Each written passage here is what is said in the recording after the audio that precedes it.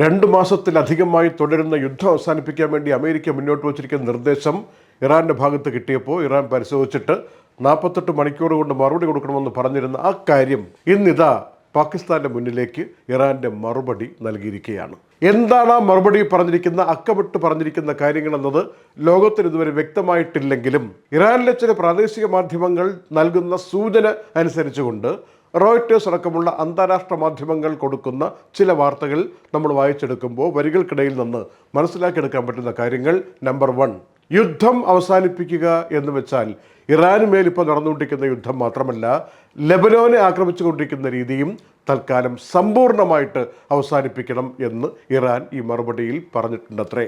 രണ്ടാമത്തെ കാര്യം, സ്വാഭാവികമായും ഇങ്ങനെ സമ്പൂർണ്ണമായി യുദ്ധം അവസാനിപ്പിക്കുന്ന രീതിയിലെത്തിയാൽ ഹോർമൂസ് കടലിടുക്ക് തുറന്നു കൊടുത്തുകൊണ്ട് വ്യാപാരം, കപ്പലുകളുടെ കടന്നുപോക്ക്, മാരിടൈം സെക്യൂരിറ്റി ഇതെല്ലാം സുരക്ഷിതമായി നടക്കാവുന്ന സാഹചര്യം ക്രിയേറ്റ് ചെയ്യാം എന്ന് പറഞ്ഞിട്ടുണ്ട്. മൂന്നാമത്തെ കാര്യം, ഇത് രണ്ടും നടന്നു കഴിയുമ്പോൾ ആണവോർജം സംബന്ധിച്ചുള്ള ചർച്ചകളിലേക്ക് തിരിയാം എന്ന കാര്യവും മറുപടിയിൽ സൂചിപ്പിച്ചിട്ടുണ്ട് എന്നാണ് ഈ മാധ്യമ റിപ്പോർട്ടുകളെല്ലാം വായിച്ചെടുക്കുന്നതിൽ നിന്ന് നമുക്ക് മനസ്സിലാക്കാൻ പറ്റുന്ന സാധാരണ കാര്യങ്ങൾ. ഇനി ഈ മറുപടി അമേരിക്ക പരിശോധിക്കും. അതിൻ്റെ വ്യക്തമായിട്ടുള്ള തീരുമാനം എന്താണെന്നും നാളെയോ മറ്റന്നാളോ ഒക്കെ നമുക്ക് അറിയാൻ പറ്റുമെന്ന് വിചാരിക്കാം. യുദ്ധത്തിൻ്റെ ഗതിവിഗതികളിൽ വളരെ നിർണായകമായി മാറുന്ന ഒരു നാളെ അല്ലെങ്കിൽ മറ്റന്നാളാണ് നമ്മുടെ മുന്നിലേക്ക് വരാൻ പോകുന്ന മെയ് 11ഉം 12ഉം എന്ന് വിചാരിക്കാം. അറബിക്കടലിലും പരിസര പ്രദേശങ്ങളിലുമായി നങ്കൂരമിട്ടിരിക്കുന്ന അമേരിക്കയുടെ വിപുലമായിട്ടുള്ള US നാവികസേനാ വ്യൂഹം നാളിതുവരെ 61 കപ്പലുകൾ റീഡയറക്ട് ചെയ്ത് പല വഴിക്കായി വിട്ടു. ഒരൊറ്റ എണ്ണത്തിനെയും ഇറാന്റെ പോർട്ടുകളിൽ പ്രവേശിപ്പിക്കാൻ അനുവദിച്ചില്ല എന്ന് പറയുന്ന കൂട്ടത്തിൽ ഇറാൻ അതിൻ്റെ മറുപടിയായി ഇപ്പോൾ പറയുന്ന കാര്യം, ഏതെങ്കിലും രാജ്യം ഞങ്ങൾക്ക് മേൽ ഉപരോധവുമായിട്ട് വരികയാണെങ്കിൽ അവരൊക്കെ ഭാവിയിൽ എപ്പോഴെങ്കിലും ഈ ഹോർമൂസ് കടലിടുക്കിലൂടെ കടന്നു പോകുമ്പോൾ അതിൻ്റെ വിവരമറിയും, ഞങ്ങളൊരു പ്രോബ്ലം ക്രിയേറ്റ് ചെയ്യും എന്ന ഭീഷണി മുഴക്കിയിരിക്കുന്നതായി ചില റിപ്പോർട്ടുകൾ സൂചിപ്പിക്കുകയാണ്. മാത്രമല്ല, അകാരണമായിട്ടുള്ള ആക്രമണം ഞങ്ങൾക്ക് മേൽ തുടർന്നാൽ ഗൾഫ് മിഡിൽ ഈസ്റ്റ് മേഖലയിലെ അമേരിക്കൻ കേന്ദ്രങ്ങൾക്ക് മേൽ അതിശക്തമായ ആക്രമണം തുടരും എന്ന കാര്യം കൂടി ഇറാൻ മുന്നറിയിപ്പായി നൽകിയിരിക്കുന്നതായി ഈ റിപ്പോർട്ടുകളിൽ കാണുകയാണ്.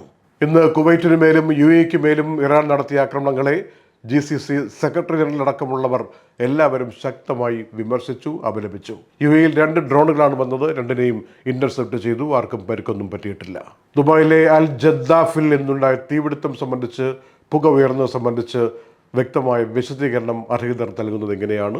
അവിടെ ബോട്ട് നങ്കൂരമിടുന്നതിനിടയിൽ അതിൻ്റെ ഫൈബർ, അതിൽ തീപിടുത്തം ഉണ്ടായതാണ്. മറ്റനിഷ്ട സംഭവങ്ങളൊന്നും തന്നെ ഉണ്ടായിട്ടില്ല. ഈ ബോട്ട് നിർമ്മാണത്തിന് ഉപയോഗിച്ചിരിക്കുന്ന ഫൈബർ ഗ്ലാസ് തീപിടിക്കുമ്പോൾ ഉണ്ടാകാവുന്ന പുക സ്വാഭാവികമായും ക്രമാതീതമായിരിക്കും. അതാണ്, വേറെ അനിഷ്ട സംഭവങ്ങളൊന്നുമില്ല എന്നും ആർക്കും ഈ സംഭവത്തിൽ പരിക്ക് പറ്റിയിട്ടില്ല എന്നും വ്യക്തമാക്കിയിട്ടുണ്ട്. ലോകം കൗതുകപൂർവ്വം നോക്കിയിരിക്കുന്ന മറ്റൊരു കാര്യം കൂടിയുണ്ട്. ഇറാൻ ഈ ജൂണിൽ ആരംഭിക്കുന്ന വേൾഡ് കപ്പ് ഫുട്ബോൾ ടൂർണമെൻറ്റിൽ പങ്കെടുക്കുമെങ്കിൽ എങ്ങനെയൊക്കെ ആയിരിക്കും എന്നുള്ളതിനെക്കുറിച്ച്. ഇറാനിലെ ഇതുമായി ബന്ധപ്പെട്ട അസോസിയേഷൻ തന്നെ പറയുന്നത് 10 വ്യവസ്ഥകൾ അംഗീകരിച്ചാൽ മാത്രം ടീം പങ്കെടുക്കും. അത് സെക്യൂരിറ്റി, ഗ്യാരണ്ടി തുടങ്ങിയ കാര്യങ്ങളൊക്കെയാണ്. മറ്റുള്ള രാജ്യങ്ങളെയും കളിക്കാരെയും കാണുന്ന പോലെ അതേ ബഹുമാനത്തിൽ, അതേ സ്ഥാനമാനങ്ങൾ നൽകി, അതേ സൗകര്യങ്ങൾ നൽകി ഞങ്ങളുടെ കളിക്കാരെയും കണ്ടില്ലെങ്കിൽ, അതേ സെക്യൂരിറ്റി ഉറപ്പാക്കിയിട്ടില്ലെങ്കിൽ, പ്രത്യേകിച്ച് ഈ സാഹചര്യത്തിൽ ഹോട്ടലിലാണെങ്കിലും കളിസ്ഥലത്താണെങ്കിലും യാത്ര ചെയ്യുന്ന സ്ഥലത്താണെങ്കിലും സെക്യൂരിറ്റി സുരക്ഷിതമാക്കി എന്ന് ഉറപ്പ് വരുത്തിയില്ലെങ്കിൽ ഞങ്ങൾ കളിക്കാൻ വരില്ല എന്ന് ഇന്നും ഇറാൻ പറഞ്ഞിരിക്കുന്നതായി റിപ്പോർട്ടുകളുണ്ട്. ന്യൂസിലൻഡുമായിട്ടാണല്ലോ ആദ്യത്തെ കളി ജൂൺ 15-ന് ലോസ് ഏഞ്ചൽസിൽ വെച്ച്. അപ്പോൾ അതിനു മുമ്പ് തന്നെ സെക്യൂരിറ്റി സംവിധാനം, അതുമായി ബന്ധപ്പെട്ട ഗ്യാരണ്ടി സംവിധാനമൊക്കെ പരിശോധിച്ചിട്ടേ പുറപ്പെടുകയുള്ളൂ ടീം എന്നാണ് ഇറാൻ അറിയിച്ചിരിക്കുന്നത്. മാത്രമല്ല, പതാക ഉയർത്തുന്നത്, ദേശീയഗാനം ആരംഭിക്കുന്നത്, ഇതിലൊക്കെ നിഷ്കർഷയുണ്ട് എന്ന കാര്യവും ഇറാൻ പറഞ്ഞിരിക്കുകയാണ്. UAEയിലെ സ്കൂളുകളിലെ ഡിസ്റ്റൻസ് ലേണിംഗുമായി ബന്ധപ്പെട്ട അറിയിപ്പ് മെയ് 8 വരെ അങ്ങനെയാണല്ലോ പറഞ്ഞിരുന്നത്. അതിപ്പോൾ കോളേജിൻ്റെ കാര്യത്തിലാണെങ്കിൽ മെയ് 10 ഇന്ന് ഈ ഞായറാഴ്ച വരെ. ഇന്ന് ഏതായാലും അറിയിപ്പ് വന്നിട്ടുണ്ട്. മെയ് 11 തിങ്കളാഴ്ച മുതൽ സ്കൂളും കോളേജും ഒക്കെ തുറന്ന് പ്രവർത്തിപ്പിക്കും. എന്നിട്ട് സാധാരണ ക്ലാസ് പഠനമുണ്ടല്ലോ, ഇൻ പേഴ്സൺ ക്ലാസ്, അങ്ങനെയുള്ളത് തന്നെയായിരിക്കും തിങ്കളാഴ്ച മുതൽ ആരംഭിക്കുക എന്ന് UAEയുടെ മിനിസ്ട്രി ഓഫ് എഡ്യൂക്കേഷൻ വ്യക്തമാക്കിയിട്ടുണ്ട്. ലോക ജനത ഇപ്പോൾ ആശങ്കയോടെ കാത്തിരിക്കുന്ന ഒരു കാര്യം അറിയാൻ ആഗ്രഹിക്കുന്നത്, ഏപ്രിൽ 1 അർജന്റീനയിൽ നിന്ന് പുറപ്പെട്ട ഒരു ആഡംബര കപ്പൽ കഴിഞ്ഞ ദിവസം സ്പെയിനിൽ വന്ന് നങ്കൂരമിടാൻ നേരത്ത് അവിടെ സ്പെയിനിൻ്റെ തീരത്തേക്ക് ആളുകൾ പുറത്തിറങ്ങുമ്പോൾ അതിനകത്തുള്ള ഹാൻഡ വൈറസ് ബാധിച്ച് ആളുകൾ മരിച്ചു എന്ന് പറയപ്പെടുന്ന സാഹചര്യം അത് ലോകവ്യാപകമാക്കാനുള്ള എന്തെങ്കിലും ഒരു പ്രശ്നത്തിലേക്ക് മാറുമോ എന്താണ് അതിൻ്റെ യഥാർത്ഥ അപ്ഡേറ്റ് എന്ന് എല്ലാവരും നോക്കിയിരിക്കുകയാണ്. ഈ ഹാൻഡ വൈറസിനെ കുറിച്ച് പല കഥകൾ പ്രചരിക്കുന്നു. കോവിഡിനേക്കാൾ ശക്തവും രൂക്ഷവുമായിരിക്കാൻ സാധ്യതയുണ്ട് എന്നൊക്കെ. 3 പേർ മരിച്ച സാഹചര്യം എന്താണ്? ഇത് തന്നെയാണോ കാരണം? എങ്ങനെയാണ് പകരുന്നത്?